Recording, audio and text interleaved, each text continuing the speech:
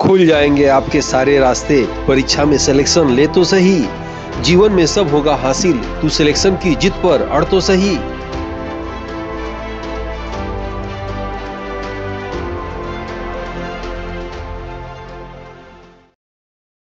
Aditya classes exam गुरु channel में आप सबका स्वागत है। आज हम लोग की क्लास जो है टीचिंग एंड रिसर्च एप्टीट्यूड से रहेगा, शिक्षण और शोध अभिवृत्ति से, और इसको हम लोग जो है 4 भागों में पढ़ेंगे। पहला हम लोग पढ़ेंगे पहले शिक्षण, प्रकृति, उद्देश्य, आवश्यकताएं, विधियां, मूल्यांकन तथा शिक्षण को प्रभावित करने वाले कारक। दूसरे क्लास में हम लोग लेंगे कि शोध, तात्पर्य एवं प्रणाली, रिसर्च, मीनिंग एंड मेथड्स।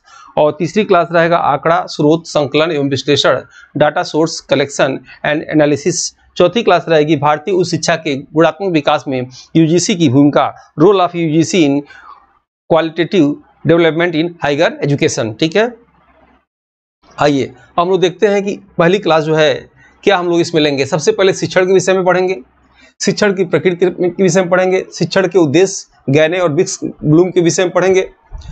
उसके बाद जो है शिक्षण की आवश्यकता, शिक्षण की विधियां में ये तमाम विधियों जो अक्सर एग्जाम में पूछे जाते हैं, इनके विषय में डिटेल हम लोग पढ़ने जा रहे हैं। इसके बाद जो है कुछ अन्य शिक्षण की डायरेक्ट पूछता कि इस विधि के जनक कौन है, ये हम लोग पढ़ेंगे। और जो है लास्ट में मूल्यांकन पढ़ेंगे, मूल्यांकन के उद्देश्य, मूल्यांकन की विशेषताएं, मूल्यांकन के प्रकार पढ़ेंगे, और इसमें ये मूल्यांकन के प्रकार और लास्ट में शिक्षण को प्रभावित करने वाले कारक को पढ़ेंगे। अक्सर बच्चों का कहना रहता है कि सर ये जो है यूनिट समझ में आता नहीं है, कई मैसेज भी आता है, कई बार फोन भी आता है। ये क्लास जो है या ये यूनिट जो है जो लोग पीएचडी कर चुके हैं उनको बेहतरीन तरीके से समझ में आता होगा, या वो लोग जो पीएचडी नहीं भी किए हैं अगर इसको ठीक से अगर देखे होंगे अपने नेट जेआरएफ की क्लास के दौरान तब भी उनको ठीक से समझ में आ रहा होगा। ठीक है, तो चलिए आइए देखते हैं हम लोग आज इस क्लास को। और आपके सालवर्ड पेपर को देखते हुए मुझे कुछ चीज़ें जो है आपको मौखिक या कई बार प्रश्न सालवर्ड में पूछा हुआ है, उसके विषय में पहले आपको हम कुछ क्लास बता दे रहे हैं, फिर जो है आगे आपको इसमें क्लास शुरू करेंगे। अक्सर विश्वविद्यालय के विषय में क्लास में पूछा जाता है आपने एग्जाम में कि तक्षशिला विश्वविद्यालय के विषय में कई बार पूछा हुआ है, तो शॉर्टकट में बता दे रहा हूँ, उसके बाद ये क्लास शुरू कर रहा हूँ। भारत का प्राचीनतम हिंदू विश्वविद्यालय था, अब पाकिस्तान के रावलपिंडी में है। याद रखिएगा, ये अब नहीं है, पहले भारत में था। और इसकी जो है तक्षशिला विश्वविद्यालय को भारत का द्वार, विद्या की रानी, राजकुमारों का कॉलेज के नाम से भी जाना जाता है। तक्षशिला विश्वविद्यालय की स्थापना भरत शासक ने किया था। याद रखिएगा, अक्सर पूछा जाता है तक्षशिला विश्वविद्यालय में जीवक, कौटिल्य, चंद्रगुप्त मौर्य, प्रसेनजीत, पाणिनि, पतंजलि, चरक, विष्णु शर्मा आदि ने यहाँ से शिक्षा प्राप्त की थी। यह हिंदू शिक्षा का केंद्र था। दूसरा विश्वविद्यालय जो आपकी अक्सर परीक्षा में पूछा जाता है नालंदा विश्वविद्यालय। याद रखिएगा, नालंदा विश्वविद्यालय महायान का, ऑक्सफोर्ड या काशी का प्रतिद्वंदी कहा जाता है। और नालंदा विश्वविद्यालय को कुमारगुप्त ने, जिसे शक्रादित्य के नाम से भी जाना जाता है, उसने बनवाया था। ठीक है, नालंदा विश्वविद्यालय नालंदा जिला बिहार में है, याद रखिएगा। और इसके कुलपति जो है शीलभद्र थे। वेन्सांग के समय अक्सर पूछता है वेन्सांग ने कौन सी किताब लिखी, तो सी युकी नामक किताब लिखा था। और ये हर्षवर्धन के समय भारत में आया था। जब भारत में आया तो यहाँ इसने अध्ययन भी किया था। जब अध्ययन किया तो उस समय कुलपति शीलभद्र थे, और उस समय वहाँ विद्यार्थी जो है 10,000 जो है स्टूडेंट थे, और शिक्षक 1510 थे।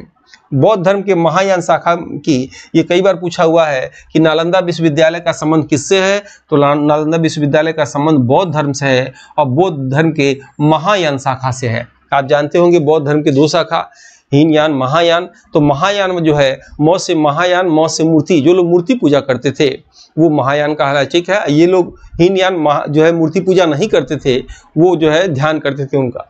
उसके बाद 1203 में बख्तियार खिलजी ने नालंदा विश्वविद्यालय को नष्ट कर दिया।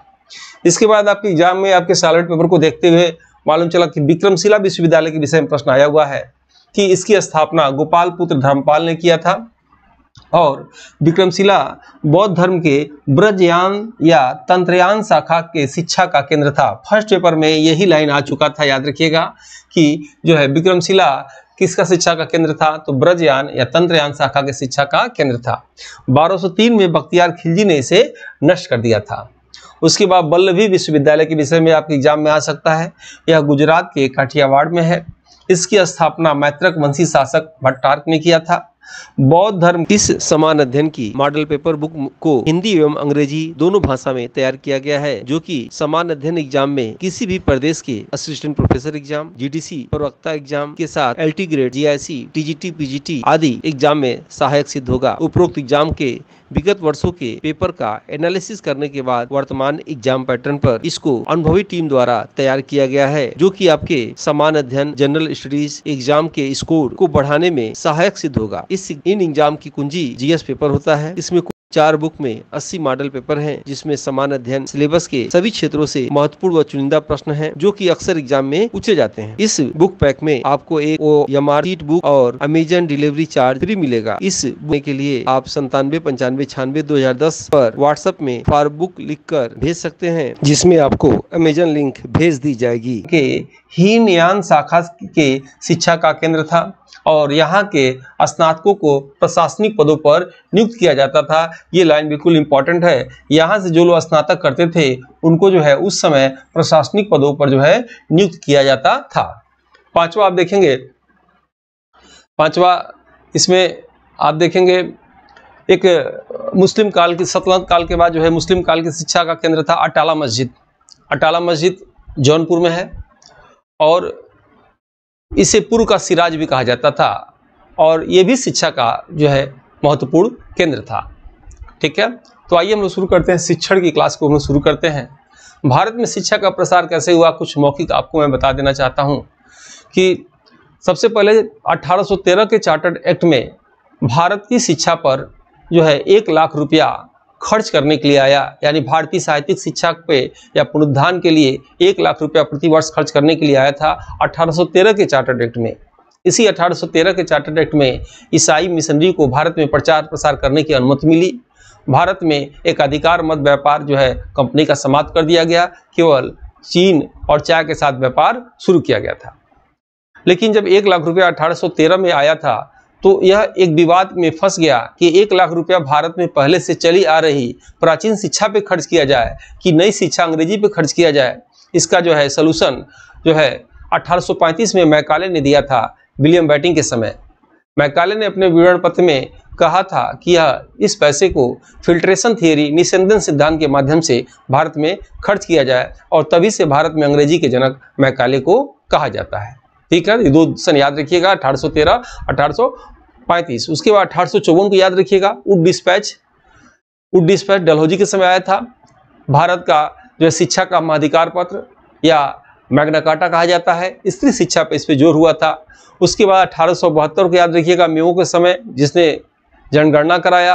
1881 में रिपन के समय जिसने नियमित जनगणना कराया और रिपन ने ही जो है 1882 में हंटर कमीशन की स्थापना किया, जिसे जो है शिक्षा अधिनियम के नाम से भी जाना जाता है।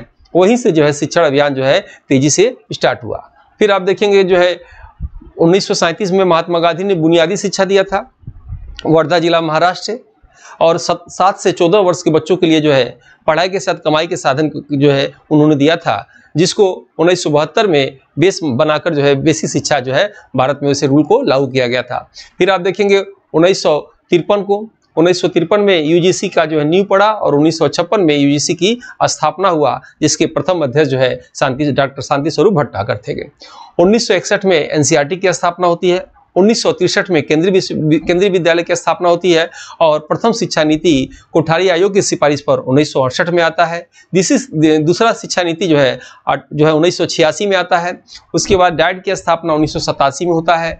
2000 में सौर शिक्षा अभियान की स्थापना होता है। 2001 में सौर शिक्षा अभियान भारत में लागू होता है। राष्ट्रीय पाठ्यचर्या कार्यक्रम या एनसीएफ जो है 2005 में आता है। ठीक है, याद रखिएगा। सूचना का अधिकार भारत में 2005 में आता है। 15 जून 2005 को संसद में इसे कानून बना दिया गया और 12 अक्टूबर 2005 को पूरे भारत में सूचना का अधिकार को लागू कर दिया गया। आपके एग्जाम में एक प्रश्न आया था, शिक्षा का अधिकार 1 अप्रैल 2010 को भारत में लागू कर दिया गया था और इसे याद रखिएगा मूल अधिकार बना दिया गया था। 2002 में स्वर्गीय अटल बिहारी वाजपेयी के समय जो है इसे कानूनी अधिकार से मूल अधिकार बना के भाग 3 के अनुच्छेद 21 कॉम में रख दिया गया था, जिसमें आपको मालूम होगा 6 से 14 वर्ष के बच्चों को निःशुल्क शिक्षा दिया गया। उसके बाद शिक्षा में परिवर्तन आता गया, हायर तक परिवर्तन आता गया।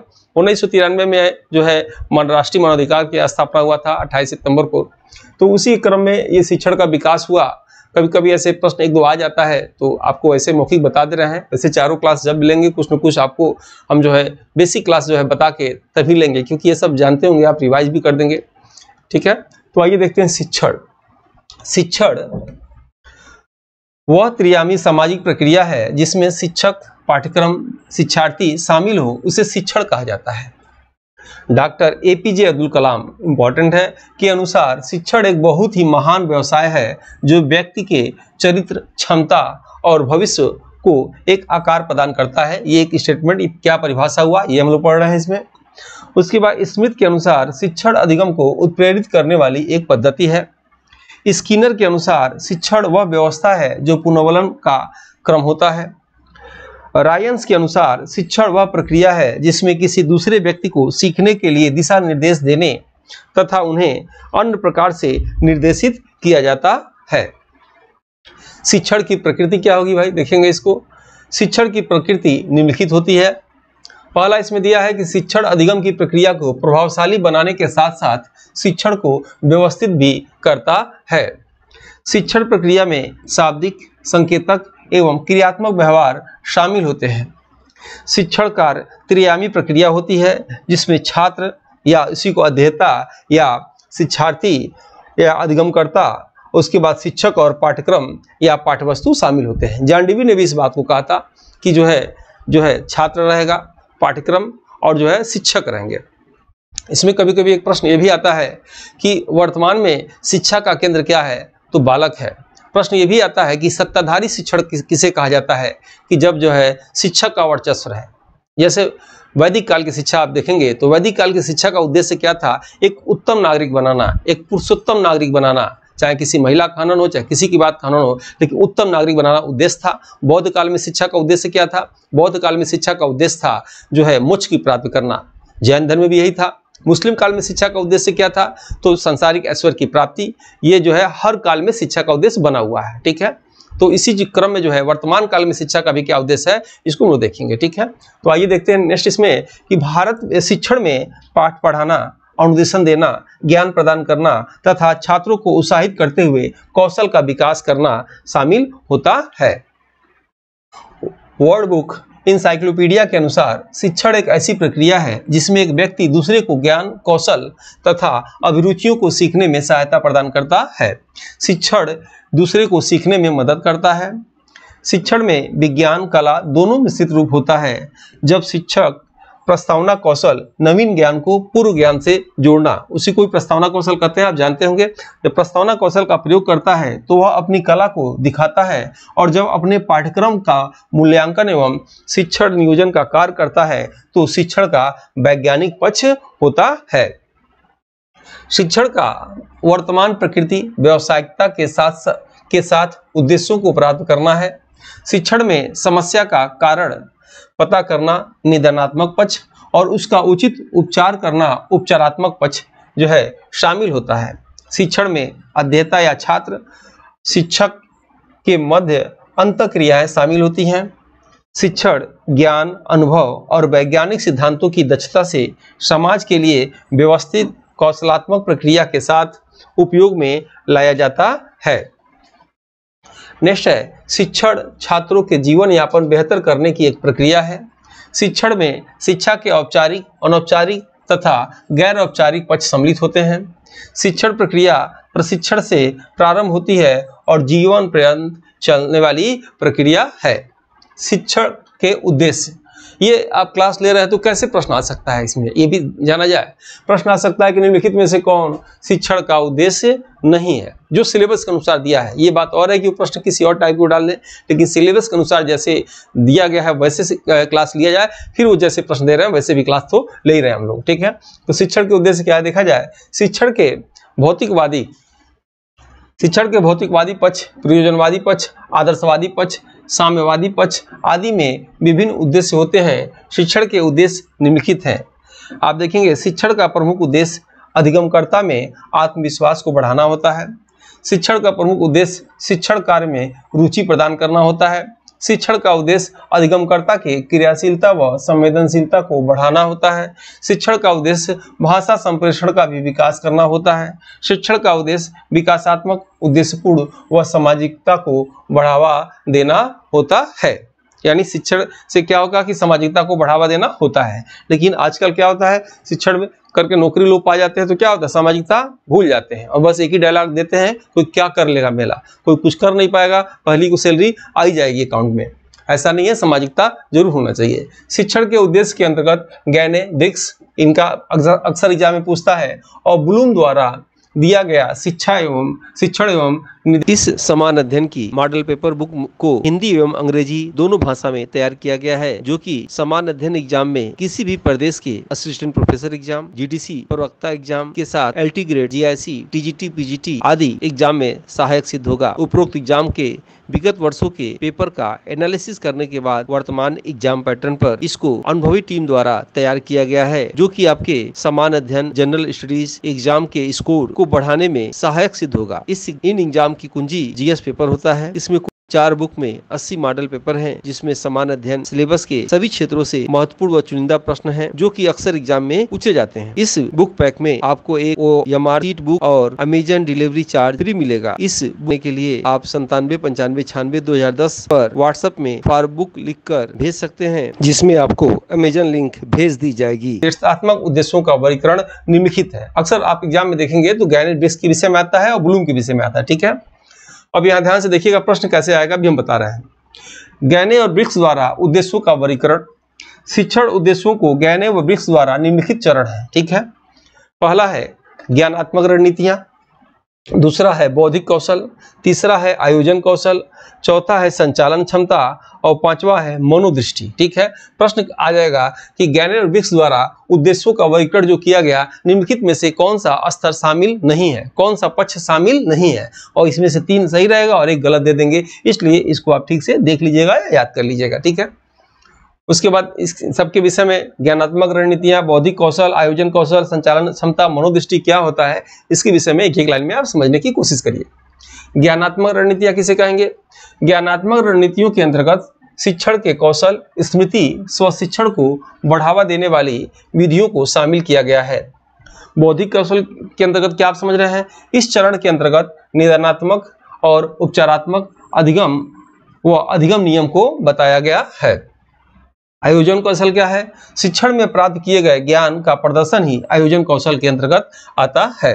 संचालन क्षमता क्या है? शिक्षण में संचालन क्षमता के अंतर्गत इंद्रियों व ज्ञानेंद्रियों में संचालन क्षमता के विकास के साथ साथ लक्ष्य को प्राप्त करना सिखाया जाता है। मनोदृष्टि क्या होता है? इसके अंतर्गत शिक्षण के अधिगमकर्ता के मानसिक व अन्य क्षेत्रों के साथ स्थिति को व्यक्त किया जाता है।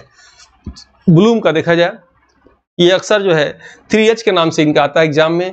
ब्लूम के द्वारा शिक्षण उद्देश्यों का वर्गीकरण, ब्लूम के द्वारा शिक्षण उद्देश्यों का वर्गीकरण 1956 में दिया गया था, जिसको समझने के लिए ब्लूम द्वारा 3H याद रखिएगा शब्द प्रयोग किया गया, जिसमें निम्नलिखित पक्ष शामिल होते हैं। ठीक है, अब 3H में देखेंगे, एक H में क्या होगा कि ज्ञानात्मक पक्ष क्या होगा? हेड, और क्रियात्मक या मनोसंचालित पद क्या होगा? हैंड, और भावात्मक पद पक्ष क्या होगा? हार्ट। ठीक है, इसी को 3H के नाम से जाना जाता है। अब देखिएगा, उपरोक्त तीनों पक्षों को निम्नलिखित रूपों में दिया गया। प्रश्न यहाँ कैसे आएगा बता रहा हूँ अभी। ज्ञानात्मक पक्ष ज्ञान, सूचना व ज्ञान के उपयोग आदि से संबंधित स्मृति क्षमता को विकसित करने से संबंधित होता है। ब्लूम द्वारा ज्ञानात्मक पक्ष को 6 चरणों में बताया गया है। यहाँ से एग्जाम में प्रश्न आया हुआ है। ठीक है, 2 प्रश्न आते हैं इससे। प्रश्न पूछेगा कि ब्लूम द्वारा जो है ज्ञानात्मक पक्ष को सही क्रम क्या है, तो ये बिल्कुल क्रम आपको यहाँ याद होना चाहिए, क्रम अक्सर पूछता है। उसके बाद पूछता है कि निम्नलिखित में से कौन सा ब्लूम द्वारा ज्ञानात्मक पक्ष नहीं है। ठीक है, नहीं अक्सर प्रश्न आता है नहीं। इसमें पहला क्या है? ज्ञान, दूसरा क्या है? बोध, तीसरा क्या है? उपयोग, चौथा क्या है? विश्लेषण, और पांचवा क्या है? संश्लेषण, और छठवां क्या है? मूल्यांकन। ये क्रम आपको बिल्कुल याद होना चाहिए। जब आपके अंदर जो है कोई चीज जो है बोध होगा, कोई जानकारी होगी, तो ज्ञान होगा, आप ऑटोमेटिक आ जाएगा। विश्लेषण, संश्लेषण समझ रहे होंगे, विशेषता निकालना विश्लेषण, और किसी द्वारा निर्माण करके कोई चीज बनाना संश्लेषण कहलाता है। मूल्यों का अंकन करना मूल्यांकन कहलाता है। नेक्स्ट आते हैं हम लोग अब देखेंगे हम लोग जो है ब्लूम का ये ज्ञानात्मक पक्ष आपने देखा। अब हम लोग ब्लूम का क्रियात्मक पक्ष जो है देखने जा रहे हैं। क्रियात्मक पक्ष या मनोसंचालित पक्ष। ब्लूम के इस क्रियात्मक पक्ष को मनोप्रेरक या मनोगत्यात्मक भी कहा जाता है, क्योंकि इस पक्ष का संबंध मनोगत्यात्मक कौशल के विकास से है। इसके अंतर्गत शारीरिक क्रियाओं के प्रशिक्षण के माध्यम से शिक्षण के उद्देश्य को प्राप्त किया जा सकता है। ब्लूम के इस क्रियात्मक या मनोसंचालित पक्ष के अंतर्गत 5 चरणों को बताया गया है, जो निम्न है। पहला प्रतिरूपता, दूसरा प्रकृतिकरण, तीसरा परिशुद्धता, चौथा हस्त कौशल या कार्य साधन, पांचवा स्पष्ट अभिव्यक्ति। और ब्लूम का जो है तीसरा हम लोग जो देखने जा रहे हैं, तीसरा भावात्मक पक्ष। ठीक है, भावात्मक पक्ष में ब्लूम के इस भावात्मक पक्ष के अंतर्गत छात्रों के भाव, रुचि, मूल्य, अभिवृत्ति को माना जाता है। इसे निम्न चरणों में बताया गया है। पहला आग्रहण करना, संयोजित करना, आकलन करना, प्रतिक्रिया करना, अनुक्रिया करना, ये भावात्मक पक्ष होता है। शिक्षण की आवश्यकता हम लोग देखेंगे, शिक्षण की क्यों आवश्यकता है, ये भी प्रश्न वैसे ही आ सकता है। निम्नलिखित में से कौन जो है पक्ष जो है शिक्षण की आवश्यकता के अंतर्गत नहीं आता। ठीक है, इसको समझे रहेंगे तो आराम से आपका जो है छांटने में आसानी होगी। शिक्षण की आवश्यकता निम्नलिखित होती है। पहला, शिक्षण द्वारा विशिष्ट क्षमता का विकास होता है। शिक्षण द्वारा सामाजिक प्रक्रिया को बढ़ावा मिलता है। शिक्षण द्वारा पाठ्यक्रम को सरलता व सुगमता से सिखाने में सहायता मिलती है। शिक्षण द्वारा अंतःक्रिया को सक्रिय किया जाता है। शिक्षण द्वारा स्पष्ट संप्रेषण व व्यवहार में निपुणता आती है। शिक्षण द्वारा मानव जीवन को प्रभावशाली बनाया जाता है। शिक्षण द्वारा भावनात्मक पक्ष का विकास किया जाता है। शिक्षण द्वारा आदर्शवाद को बढ़ावा मिलता है। शिक्षण द्वारा विशिष्ट लक्ष्यों की प्राप्ति होती है। शिक्षण द्वारा सभी परिस्थितियों से संबंध स्थापित करने में सहायता मिलती है। शिक्षण द्वारा सर्वांगीण क्षेत्र में विकास होती है। अब यहाँ देख रहे होंगे शिक्षण द्वारा भावनात्मक पक्ष का विकास किया जाता है। और आजकल शिक्षण में देख रहे होंगे कि पहले क्या है कि कोई व्यक्ति, कोई गैर व्यक्ति भी हो और उनके पापा, चाचा या दादा की उम्र का हो, तो उनके अंदर वो भाव आता था कि मेरे दादा, पापा, चाचा की उम्र के हैं, तो उनके साथ ऐसा बिहेवियर करते थे। अब जो है जो एजुकेशन व्यवस्था है जिसमें भावनात्मक पक्ष का विकास न हो तो किसी को समझते ही नहीं है, किसी को कुछ भी बोल देते हैं और कि अपने कहीं भी जैसे चाहे वैसे मनमानी व्यवहार वो लोग करते हैं। इसीलिए शिक्षण के दौरान जो है भावनात्मक पक्ष का भी विकास कराना बहुत ही जरूरी है। शिक्षण की विधियां, ये इंपॉर्टेंट है, याद रखिएगा, इससे प्रश्न अक्सर आते हैं। शिक्षण विधियां शिक्षक के व्यवहार में नियोजन को प्रभावित करने के साथ साथ उसके शिक्षण उद्देश्यों को प्राप्त कराने में सहायक होती हैं। ठीक है, शिक्षण विधियों के माध्यम से अधिगमकर्ता रुचियों, आवश्यकताओं की पूर्ति के साथ साथ उसमें वाह्य बल का संचार करती हैं। शिक्षण विधियों को शिक्षण नीतियों के नाम से भी जाना जाता है। जिस शिक्षण विधि से अध्येता को समझ आए वही शिक्षण विधि शिक्षक को अपनाना चाहिए। शिक्षण प्रविधि क्या होता है कि शिक्षण लेने से पहले जो होमवर्क किया जाता है उसे ही शिक्षण प्रविधि के नाम से जाना जाता है। ठीक है, नेक्स्ट आते हैं हम लोग।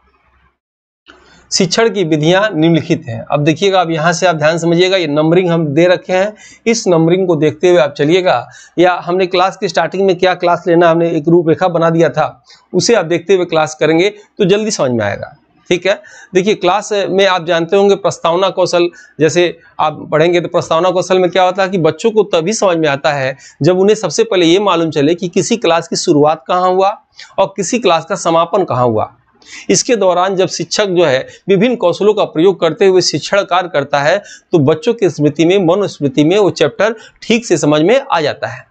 इसके बाद वो चैप्टर जो इसके पहले क्लास में लोग ले चुके हैं, वहां से जो अंत हुआ था वहां से लेके इस नए क्लास में अगर जोड़ दिया जाता है, प्रस्तावना कौशल का प्रयोग कर दिया जाता है तो उन्हें और बेहतरीन ढंग से समझ में आ जाता है। ठीक है, क्योंकि आपके सिलेबस में विधियां हैं तो किन किन विधियों का प्रयोग करेंगे आप उस हिसाब से करेंगे। सिलेबस के आधार पे क्लास तो आप लेंगे ही। आप सालभर उठा के देखिए, माइक्रो टीचिंग का तमाम ऐसे प्रश्न पूछे हुआ था जो यानी कि आपको सभी तरह से सभी प्रश्नों के हिसाब से जो है तैयारी करना है। ये कहीं से प्रश्न पूछे तो आप ठीक से आंसर दे दें। अब देखिएगा व्याख्यान विधि। व्याख्यान विधि में शिक्षक अपने पाठ्यक्रम को भाषण, व्याख्यान बोलकर प्रस्तुत करता है, इसलिए इसे बोलकर पढ़ाना पद्धति के नाम से भी जाना जाता है। आसान है, आप समझ सकते हैं। इस विधि में शिक्षक सक्रिय भागीदार तथा छात्र निष्क्रिय श्रोता के रूप में होता है। ठीक है, सक्रिय भागीदार। उसके बाद इस विधि में ध्यान से सुनने की क्षमता का विकास होता है। व्याख्यान विधि में शिक्षार्थी की सफलता व असफलता व्याख्या देने वाले शिक्षक पर निर्भर करता है। व्याख्यान विधि को दोष यह भी है कि यह छोटी कक्षाओं के लिए उपयुक्त नहीं होती है, केवल बड़ी कक्षाओं के लिए व्याख्यान विधि अधिक लाभकारी होती है। दूसरा है ह्यूरिस्टिक विधि।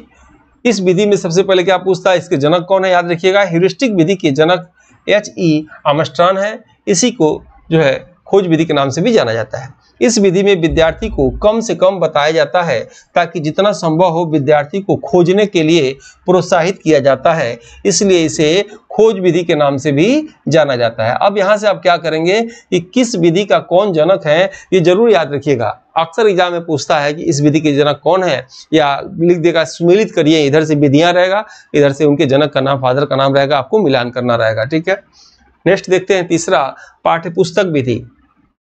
पाठ्यपुस्तक विधि के अंतर्गत सभी स्तर के विद्यार्थियों को एक साथ पढ़ाया जाता है, जो सबसे सरल विधि होता है, जिसमें शिक्षक व विद्यार्थी दोनों का परिश्रम कम लगता है।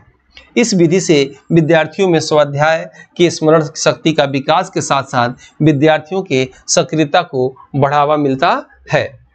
नेक्स्ट है आगमन विधि। आगमन विधि के जनक अरस्तु हैं, याद रखिएगा। अरस्तु सिकंदर के गुरु थे। अरस्तु राजनीति शास्त्र के पिता हैं। अरस्तु जीव विज्ञान के पिता हैं। अरस्तु जंतु विज्ञान के पिता हैं, याद रखिएगा। अरस्तु आगमन विधि के भी जनक हैं। ठीक है, उसके बाद यहाँ देखेंगे आप, आगमन विधि से विद्यार्थियों में वैज्ञानिक दृष्टिकोण एवं सूक्ष्म निरीक्षण क्षमता का विकास होता है। विद्यार्थियों को विभिन्न उदाहरणों का निरीक्षण करके स्वयं निष्कर्ष निकालने के बाद समान नियमों का निर्माण करने में जिस विधि का प्रयोग किया जाता है उसे आगमन विधि के नाम से जाना जाता है। आगमन विधि विशिष्ट से समान की ओर चलती है। आगमन विधि में बालक ज्ञान स्वयं करके सीखता है, इसलिए यह कहा जा सकता है कि आगमन विधि में ज्ञान अस्थायी और व्यवहारिक होता है। इस विधि की निम्न कक्षाओं में उपयोगिता के साथ व्याकरण, विज्ञान, गणित शिक्षण के लिए अधिक उपयोगी होता है। नेक्स्ट है निगमन विधि। वह विधि जिसमें विद्यार्थियों को नियम की जानकारी कराने के बाद उनको नियम की सत्यता की जांच के लिए विभिन्न उदाहरण दिए जाएं, उस विधि को निगमन विधि कहते हैं। निगमन विधि में विद्यार्थियों को नियमों को याद कराया जाता है, जिसमें उनकी स्मरण शक्ति में वृद्धि होती है। निगमन विधि आगमन विधि के विपरीत विधि है। निगमन विधि उच्च कक्षाओं में विद्यार्थियों के लिए उपयोगी होता है।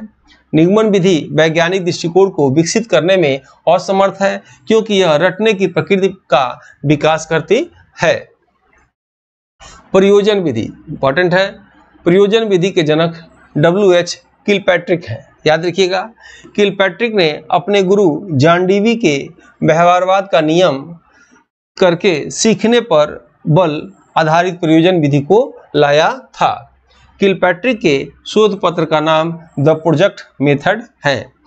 प्रयोजन विधि में विद्यार्थी परिस्थितियों के प्रोजेक्ट का चयन करके उसके उद्देश्य के लिए ज्ञान प्राप्त करते हैं और वह बाद प्रोजेक्ट की योजना का निर्माण, क्रियान्वयन कार्य, मूल्यांकन, रिकॉर्ड रखने आदि का कार्य करते हैं। प्रयोजन विधि प्रभाव, अभ्यास, तत्परता के नियम को भी समर्थन करता है। याद रखिएगा, प्रभाव का नियम, अभ्यास का नियम, तत्परता या तैयार होने का नियम या किसका है, थांडाइक का है। ठीक है, ये याद रखिएगा। तो ये इस नियम का भी जो है ये समर्थन करता है। इन तीनों को ऑप्शन में दे दे तो तत्परता या तैयार का नियम ज़्यादा जो है इंपॉर्टेंट होता है।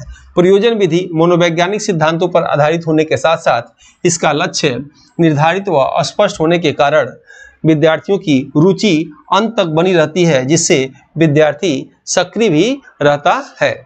प्रदर्शन या व्याख्यान विधि, ऐसे विधियों के जो आप नाम देख रहे होंगे, नाम से ही आप जो है इससे कंटेंट को निकाल सकते हैं। जैसे व्याख्यान पद्धति विधि में व्याख्यान व प्रदर्शन दोनों पर बल दिया जाता है, लेकिन यह विधि करके सीखने के सिद्धांत की अवहेलना करती है। व्याख्यान प्रदर्शन विधि देखो सुनो समझो के सिद्धांत पर आधारित है।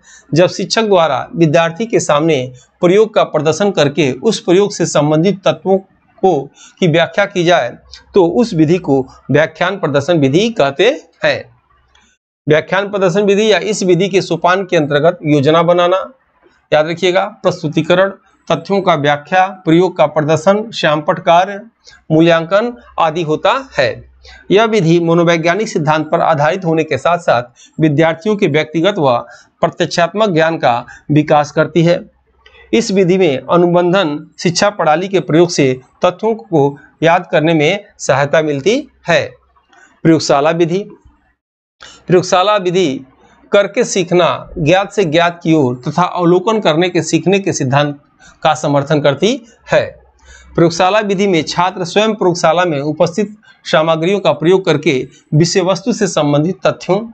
इस समान अध्ययन की मॉडल पेपर बुक को हिंदी एवं अंग्रेजी दोनों भाषा में तैयार किया गया है, जो कि समान अध्ययन एग्जाम में किसी भी प्रदेश के असिस्टेंट प्रोफेसर एग्जाम, जीडीसी, प्रवक्ता एग्जाम के साथ LT grade, GIC, TGT, PGT आदि एग्जाम में सहायक सिद्ध होगा। उपरोक्त एग्जाम के विगत वर्षों के पेपर का एनालिसिस करने के बाद वर्तमान एग्जाम पैटर्न पर इसको अनुभवी टीम द्वारा तैयार किया गया है, जो कि आपके समान अध्ययन जनरल स्टडीज एग्जाम के स्कोर को बढ़ाने में सहायक सिद्ध होगा। इन एग्जाम की कुंजी जीएस पेपर होता है। इसमें 4 बुक में 80 मॉडल पेपर हैं, जिसमें समान अध्ययन सिलेबस के सभी क्षेत्रों से महत्वपूर्ण व चुनिंदा प्रश्न हैं, जो कि अक्सर एग्जाम में पूछे जाते हैं। इस बुक पैक में आपको एक OMR शीट बुक और अमेजन डिलीवरी चार्ज फ्री मिलेगा। इस बुक के लिए आप 9795962010 पर व्हाट्सएप में फॉर बुक लिखकर भेज सकते हैं, जिसमें आपको अमेजन लिंक भेज दी जाएगी। सिद्धांतों आदि की सत्यता की जानकारी करते हुए सीखता है।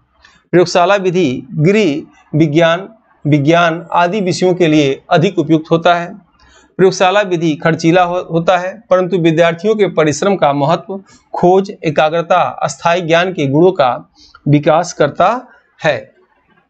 समूह शिक्षण या टोली शिक्षण विधि, समूह शिक्षण विधि शिक्षण अधिगम प्रक्रिया को प्रभावशाली बनाने की विधि है।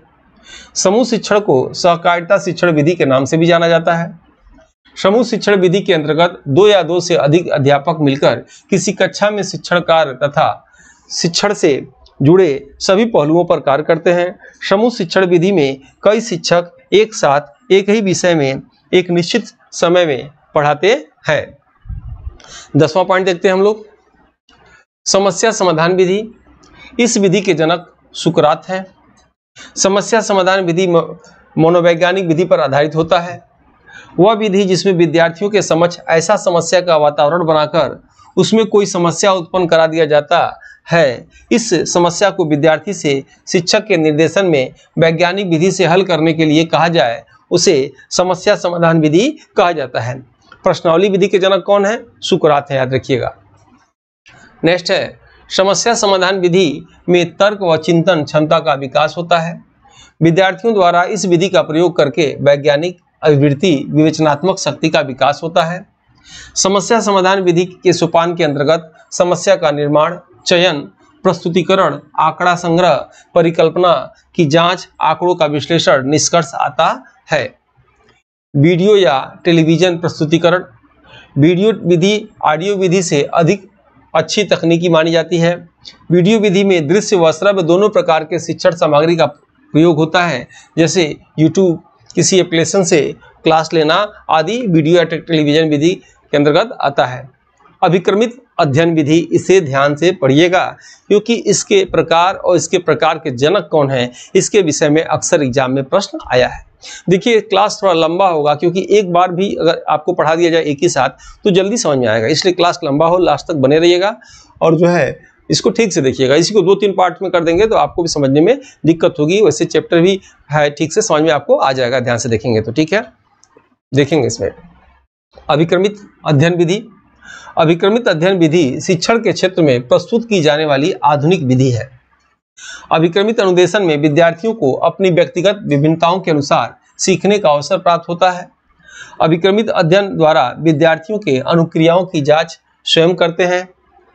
अभिक्रमित अध्ययन विधि निम्न 3 प्रकार का होता है। बिल्कुल इंपॉर्टेंट है, तीनों आपको यही याद कर लेना है, तभी याद करके आगे पेज पर जाना है। कई बार आ चुका है, बार बार आता है। रेखीय या बाह्य अभिक्रमित विधि के जनक कौन है? बीएफ स्किनर, याद रखिएगा। शाखीय या आंतरिक अभिक्रमित विधि के जनक कौन है? नॉर्मन ए क्राउडर। और अवरोही अभिक्रमित विधि के जनक कौन है? Thomas Gilbert. यानी अभिक्रमित अध्ययन विधि 3 प्रकार का होता है और तीनों के जनक कौन है आपको बिल्कुल याद होना चाहिए और याद करके एग्जाम में बैठना चाहिए। अब हम लोग तीनों के विषय में पढ़ेंगे। पहला देखने जा रहे हैं रेखीय या बाह्य अभिक्रमित विधि। ठीक है, रेखीय या बाह्य अभिक्रमित विधि, इसके जनक बीएफ स्किनर है। रेखीय अभिक्रमित विधि स्किनर के सक्रिय अनुबंध अनुक्रिया सिद्धांत पर आधारित होती है। आपने पढ़ा भी होगा कि स्किनर ने अपना सिद्धांत दिया था कि जब कोई बालक कार्य करे और कार्य में कोई बाह्य बल मिल जाए तो कार्य करने की गति में वृद्धि हो जाती है, लक्ष्य की आसानी से प्राप्त हो जाती है। ठीक है, ये स्किनर का एक सिद्धांत था जो इसके अंत आता है। नेक्स्ट देखेंगे शाखीय या आंतरिक अभिक्रमित विधि, इसके जनक नॉर्मन ए क्राउडर है। शाखीय अभिक्रमित में विद्यार्थी स्वनियंत्रित अभिक्रमण का अनुसरण करता है। तीसरा है अवरोही अभिक्रमित विधि। अवरोही अभिक्रमित विधि, इस विधि के जनक थॉमस गिलबर्ट है। अवरोही अभिक्रमित विधि में विद्यार्थी को जटिल से जटिल व्यवहारों को समुचित विकास के लिए प्रेरित किया जाता है। नोट, अभिक्रमित अध्ययन विधि को अभिक्रमित अनुदेशन विधि या कार्यक्रम अनुदेशन विधि भी कहते हैं, जिसमें शिक्षण सामग्री को तर्क संगत क्रम में छोटे छोटे पदों में विभक्त किया जाता है तथा प्रतिपुष्टि या फीडबैक होती है। अब 13वां पॉइंट आएंगे हम लोग फिर असाइनमेंट विधि या अभिहस्तांतरित कार्य विधि। इस विधि में विद्यार्थियों का विश्लेषणात्मक, समस्या समाधान, प्रयोगात्मक, रचनात्मक आदि क्षमताओं का विकास होता है, क्योंकि विद्यार्थियों द्वारा इस विधि में विशेष प्रयोजन का सर्वेक्षण या अतिरिक्त जानकारी उपलब्ध होती है। पर्यवेक्षण विधि देखेंगे हम लोग। विद्यार्थी द्वारा इस विधि में किसी विषय या घटना के सभी पक्षों का अध्ययन एवं निरीक्षण किया जाता है। इस विधि में विद्यार्थी के चिंतन, तर्क आदि गुणों का विकास होता है और इस विधि का प्रयोग करके सीखने के नवीन ज्ञान प्राप्त कराता है। ठीक है, लर्निंग बाय डूइंग जो है जॉन डेवी ने दिया था। करके सीखने पर जो है बालक की स्मृति में देर तक वो बातें रहती हैं और उसे ठीक से समझ में आता है। भूमिका निर्वहन तकनीकी विधि। भूमिका निर्वहन तकनीकी विधि को शिक्षण में भावी रणनीति माना जाता है, क्योंकि यह विधि अभिनय पर आधारित होता है। भूमिका निर्वहन विधि में वास्तविक जीवन में छात्र की भूमिका का बेहतर समझ सुनिश्चित होती है। इस विधि में सामाजिक कौशल को बढ़ावा मिलता है। परीक्षा उपयोगी महत्वपूर्ण विधियां, वेरी इंपॉर्टेंट, मैं लिख दे रहा हूं यहाँ पे, देख लीजिए। ये बिल्कुल आपको याद होना चाहिए। सीधे 1 लाइन में पूछता है निम्नलिखित में से इस विधि के जनक कौन है, या सुमेलित करिए कौन सी विधि के कौन जनक नहीं है, या निम्नलिखित में से कौन सा जोड़ा असत्य है। इसलिए आपको बिल्कुल याद होना चाहिए। आप देखेंगे सबसे पहले बुनियादी शिक्षा विधि महात्मा गांधी ने दिया था। कहाँ से दिया था? वर्धा जिला महाराष्ट्र दिया था। कब दिया था? 1937 में दिया था। कितने वर्ष के बच्चों के लिए दिया था? तो 7 से 14 वर्ष के बच्चों के लिए दिया था, याद रखिएगा। लेकिन शिक्षा का अधिकार में 6 से 14 वर्ष के बच्चों के लिए दिया गया था। ठीक है, बुनियादी शिक्षा क्या था? तो पढ़ाई के साथ कमाई का जो है एक साधन था। ठीक है, नेक्स्ट देखते हैं पर्यटन विधि किसने दिया था? पेस्टोलॉजी ने। ब्रेल विधि किसने दिया था? लुइस ब्रेल ने। 4 जनवरी को ब्रेल दिवस मनाया जाता है, याद रखिएगा। किंडरगार्टन विधि किसने दिया था? फ्रोबेल ने। डाल्टन विधि हेलन पासहट ने दिया था। वैज्ञानिक विधि गुडवार स्केट ने दिया था। सूक्ष्म शिक्षण विधि डी एलन ने दिया था। मूल्यांकन विधि जे.एम. राइस ने दिया था। विनेडिका विधि कार्ल्टन वासवर ने दिया था। संवाद विधि प्लूटो ने दिया था। ठीक है, और इसके साथ आप ये भी जानते होंगे कि आदर्शवाद के जनक कौन है? तो प्लूटो। प्रकृतिवाद के जनक कौन है? तो रूसो। प्रयोजनवाद के जनक कौन है? John Dewey. और यथार्थवाद के जनक कौन है? Herbert Spencer. चार्वाकवाद के जनक कौन है? तो चार्वाक। तो आजीवक धर्म के जनक कौन है? तो मौखलिपुस गौसाल, जो भाग्यवादी होते हैं। ठीक है, बाकी आप जान ही रहोगे बौद्ध धर्म के महात्मा बुद्ध, महावीर स्वामी जैन धर्म के थे। ठीक है, ऐसे प्रश्न आते ही हैं। नेक्स्ट देखते हैं हम लोग मूल्यांकन। अब ये लास्ट सेक्शन चल रहा है मूल्यांकन। अभी तक आप बने हुए हैं, यानी आपको रुचि है इस क्लास में और ये चैप्टर आपको समझना है, ये दर्शाता है। मूल्यांकन देखेंगे, किसी व्यक्ति या वस्तु के मूल्य का आकलन करना ही मूल्यांकन कहलाता है। शैक्षिक मूल्यांकन के अंतर्गत केवल विद्यार्थी ही नहीं जांच नहीं की जाती। ठीक है, शैक्षिक मूल्यांकन के अंतर्गत केवल विद्यार्थी की ही जांच नहीं की जाती, बल्कि शिक्षण पद्धति, पाठ्यक्रम तथा अन्य शैक्षिक साधनों की उपयोगिता की जांच होती है। रैमर्स एवं गेज के अनुसार मूल्यांकन के अंतर्गत व्यक्ति या समाज दोनों की दृष्टि से जो उत्तम या अवांछनीय है उसका प्रयोग किया जाता है। ठीक है, ये हम लोग मूल्यांकन की अलग अलग जो है परिभाषा देखेंगे कि इनके द्वारा कहा गया। अभी हम देखेंगे कोठारी कमीशन के द्वारा क्या है। कोठारी कमीशन के शब्दों में अब यह माना जाने लगा है कि मूल्यांकन एक अनवरत प्रक्रिया है। यह संपूर्ण शिक्षा प्रणाली का एक अभिन्न अंग है और यह शिक्षण लक्ष्यों के से घनिष्ठ रूप से संबंधित है। डांडेकर के अनुसार मूल्यांकन की परिभाषा एक व्यवस्थित प्रक्रिया के रूप में की जा सकती है जो इस बात को निश्चित करती है कि किस सीमा तक शिक्षार्थी शैक्षिक उद्देश्यों को प्राप्त करने में समर्थ है। गुड्स के अनुसार मूल्यांकन एक ऐसी प्रक्रिया है जिससे सही ढंग से किसी वस्तु का मापन किया जा सकता है। मूल्यांकन संबंधित महत्वपूर्ण तथ्य, ठीक है, ध्यान से देखेंगे। मूल्यांकन ही वह प्रक्रिया है जिसके आधार पर किसी छात्र के ज्ञान का आकलन किया जाता है। विद्यार्थी का किसी विषय के प्रति रुचि, कमी तथा प्रतिभा का आकलन मूल्यांकन के माध्यम से ही किया जाता है। मूल्यांकन प्रक्रिया के अभाव में शैक्षिक समस्याओं का समाधान उचित तरीके से नहीं हो पाता। मूल्यांकन का अर्थ परिणाम के परस्पर महत्व के निर्धारण, प्राप्तांक, परीक्षा आदि से होता है। मूल्यांकन प्रक्रिया के सोपान के अंतर्गत शैक्षिक उद्देश्यों का चयन, उद्देश्य को लिखना, अधिगम परिस्थितियों की पहचान, परीक्षणों का चुनाव, प्रविधि का प्रयोग, प्राप्त प्रमाणों की व्याख्या है। मूल्यांकन के उद्देश्य देखेंगे, ये भी प्रश्न आ चुका है। मूल्यांकन के निम्नलिखित उद्देश्य है। प्रश्न क्या आया था कि निम्नलिखित में से कौन मूल्यांकन के उद्देश्य नहीं है। देखिएगा, पॉइंट है इसमें विद्यार्थियों के वर्गीकरण में सहायक, दूसरा है पाठ्यक्रम के संशोधन में सहायक, विद्यार्थियों के मार्गदर्शन में सहायक है मूल्यांकन, मूल्यांकन अनुदेशन को प्रभावी बनाने में सहायक है, व्यक्ति के विभिन्नताओं में सहायक है। व्यक्ति विभिन्नता समझ रहे होंगे, ये क्लास में अगर 25-30 बच्चे हैं तो सबकी बुद्धि एक जैसी नहीं होती है। कोई किसी प्रश्न का उत्तर तुरंत देता है, कोई बालक किसी प्रश्न का उत्तर देर में देता है, कोई समझ ही नहीं पाता। ये जो बच्चों के अंदर अंतर है, यही व्यक्तिगत भिन्नता, इंडिविजुअल डिफरेंस के नाम से इसे जाना जाता है।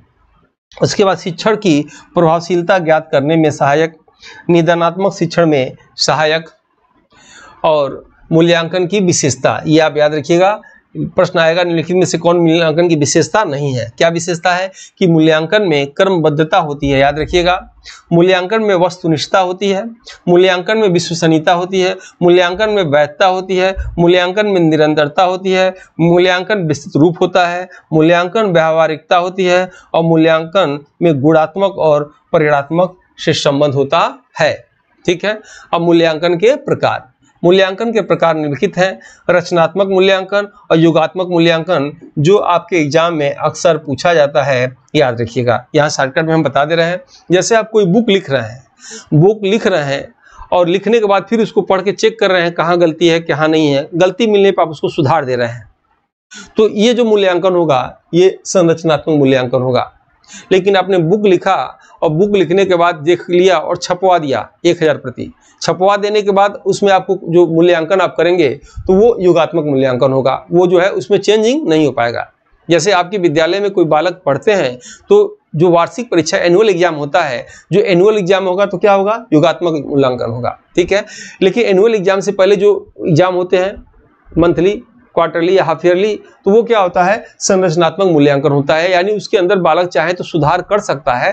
ठीक है, ये दोनों आपको समझ में आ गया होगा कि संरचनात्मक मूल्यांकन क्या होता है, निर्माण की अवस्था होता है जिसमें जो है कोई बालक जो है अपने मूल्यांकन को देखकर उसमें सुधार कर सकता है, लेकिन योगात्मक में वो ऐसा नहीं कर सकता। ठीक है, मूल्यांकन के प्रकार में तीसरा आप देखेंगे उपचारात्मक मूल्यांकन, चौथा निदानात्मक मूल्यांकन, पांचवा गुणात्मक मूल्यांकन, छठवां मात्रात्मक मूल्यांकन और सातवां स्थानक मूल्यांकन। आइए इसके विषय में थोड़ा थोड़ा देख लिया जाए, आपको समझ में आ रहा होगा। ठीक है, संरचनात्मक मूल्यांकन, क्लास कैसा लग रहा है, अगर अच्छा लग रहा हो तो लाइक जरूर कर लीजिए, सब्सक्राइब जो लोग नहीं किए हो कर लीजिए और क्लास की फीडबैक आप जो है कमेंट बॉक्स में जरूर दीजिएगा। ठीक है, देखेंगे आप संरचनात्मक मूल्यांकन को रचनात्मक या निर्माणात्मक के नाम से भी जाना जाता है।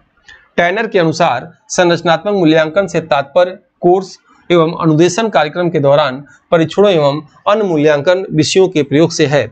संरचनात्मक मूल्यांकन का प्रयोग अनुदेशन प्रक्रिया की प्रभावशीलता को ज्ञात करने में होता है। इनके परिणाम स्वरूप इस बात की पुष्टि हो जाती है कि शिक्षण कार्य प्रभावी ढंग से हो रहा है कि नहीं। संरचनात्मक मूल्यांकन की प्रकृति उपचारात्मक होती है।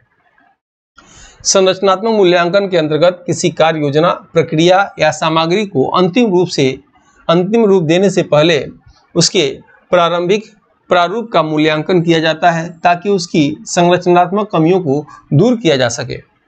संरचनात्मक मूल्यांकन शिक्षण अधिगम प्रक्रिया या अध्ययन क्रिया के दौरान किया जाने वाला मूल्यांकन होता है। जैसा कि अभी हमने आपको समझाया, संरचनात्मक मूल्यांकन में सुधार की संभावना होती है। जैसे फाइनल परीक्षा से पहले लिया जाने वाला मासिक या साप्ताहिक परीक्षा जिसमें विद्यार्थी की कमियों को दूर किया जा सकता है, वो संरचनात्मक मूल्यांकन कहलाता है। योगात्मक मूल्यांकन देखेंगे, इस मूल्यांकन को वाह या आंकलित या अंतिम मूल्यांकन भी कहा जाता है। योगात्मक मूल्यांकन के अंतर्गत विद्यार्थी की संपूर्ण उपलब्धि पर मूल्यांकन किया जाता है। योगात्मक मूल्यांकन के सत्र के अंत में किया जाने के कारण इसे अंतिम मूल्यांकन के नाम से भी जाना जाता है। योगात्मक मूल्यांकन का उद्देश्य यह ज्ञात करना होता है कि विद्यार्थी ने ज्ञान किस सीमा तक ग्रहण किया है, इसमें सुधार करने की कोई गुंजाइश नहीं होती तथा इस मूल्यांकन में प्रमाण पत्र आदि प्रदान किया जाता है, जैसे फाइनल या वार्षिक परीक्षा। ठीक है। उपचारात्मक मूल्यांकन में विद्यार्थी की समस्याओं का पता लगाया जाता है और जैसे समस्याओं का पता चले फिर क्या होता है, देखिए निदानात्मक मूल्यांकन का प्रयोग विद्यार्थियों की समस्याओं का पता चलने पर उसकी उचित निदान विधि के प्रयोग करने से होता है। ठीक है। जैसे कोई किसी को बीमारी हो तो डॉक्टर क्या करेगा, पहले कहेगा कि आप जो है ये जांच करा के आइए, फिर दवा लिखते हैं। तो जांच कराने के आने का मतलब क्या, उपचारात्मक मूल्यांकन। जांच करा के आ गया तो उसको देखकर जांच को दवा मेडिसिन लिखना, वो क्या हो जाएगा, निदानात्मक मूल्यांकन होगा। निदानात्मक मूल्यांकन में विद्यार्थियों की शिक्षण संबंधित समस्याओं का स्पष्टीकरण प्रदान करने की कोशिश की जाती है। गुणात्मक मूल्यांकन में देखेंगे आप, गुणात्मक मूल्यांकन के अंतर्गत विद्यार्थियों के सर्वांगीण गुणों का मापन किया जाता है, जैसे बहुत अच्छा गुण, खराब गुण आदि। छठवां देखेंगे मात्रात्मक मूल्यांकन। मात्रात्मक मूल्यांकन में विद्यार्थी का मूल्यांकन परिणाम मात्रा या अंकों के रूप में दिखाया जाता है, जैसे 500 पूर्णांक में 400 अंक पाना मात्रात्मक मूल्यांकन होता है। स्थानक मूल्यांकन क्या होता है, स्थानक मूल्यांकन का उद्देश्य यह होता है कि किसी विषय में विद्यार्थियों की योग्यता जानना। स्थानक मूल्यांकन के लिए अलग अलग प्रवेश परीक्षाओं को कराई जाती है। ठीक है।